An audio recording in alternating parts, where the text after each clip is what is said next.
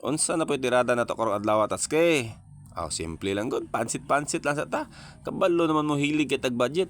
Pero bisag pansit na siya, ingon nila pangpahaba daw ng buhay na. Alalay na to baligis aning gulay. Pagkahuman, pasi na. Usa pay dugayon dito pansit ra may tuyo. Kabalo ba man ang content mga tats? Basta mag-content gani ka, imo jud na tanan gikan sa pagkabo, paghugas, pagtilaw.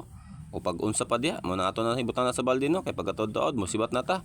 Kay di magdugay, syempre nanatas balay yun sa di ay. Transition na dayon. Gilalan din ako nagtalong mga tats kay akong mga anak magod nag-request nga magpastil daw mi kay sige mangutlag palit ang pastil sa gawas nga subak niya talong. Kay kanilang pastil nga lata-lata lami ra ba kay na. Mo din atong subak mga tats oysters. Sura pa subakan ay matay lain masubak mo pa jud to. Lisod dili tokon. Nay nag-comment mga tats ba anong gamay ra daw lamas akong ginabutang sa akong ginaluto.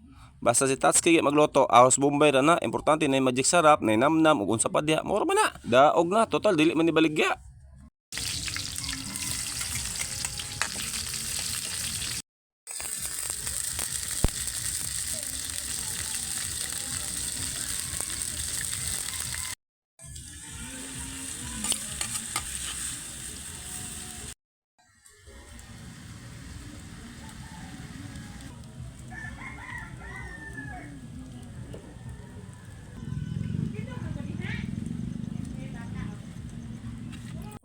Tanawa. Tapos ta.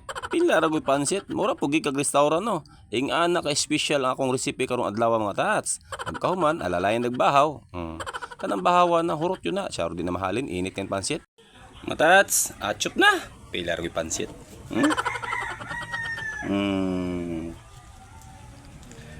Alalayan ng limonsito mga tats. Pila ra gyud atik-atik anang bahaw mga tats para matulo ng kanon ba? Di ba? Namatay stop pero unya na siya. Ana.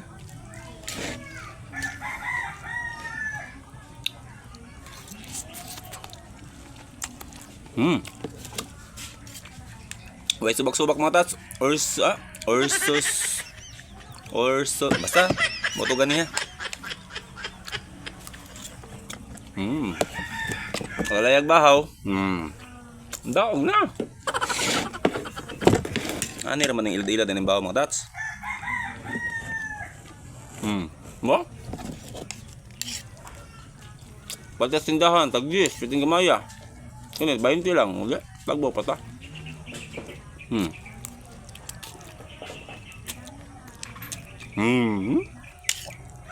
Ana lang mga tats. Kada adlaw mo ginhagit sa panahon. Muna, kung sa maabtan na to, ato pasalamatan. Sa nga nila ni, di ba? Salamat kayo sa Ginoo kaya. Grasya man eh. Wow. Nga mo to. Thanks.